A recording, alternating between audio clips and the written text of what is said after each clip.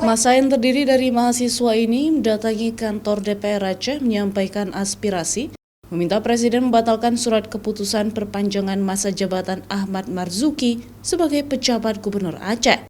Dalam tuntutannya, pendemo ini meminta agar pemerintah pusat menetapkan putra asli Aceh sebagai pejabat Gubernur Aceh, sesuai amanah undang-undang dari pemerintah Aceh.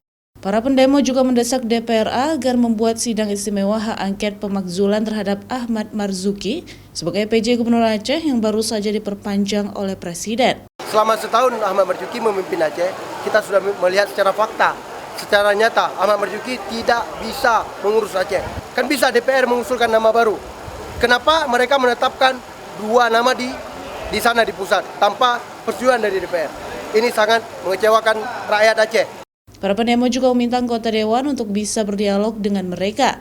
Hal ini untuk menagih janji dalam butir-butir MOU Helsinki yang belum terwujud hingga saat ini, serta meminta DPRA mengembalikan kembali marwah UPA. Di sini memperjuangkan Mustajab, Kompas TV, Banda Aceh. menuju ke sini.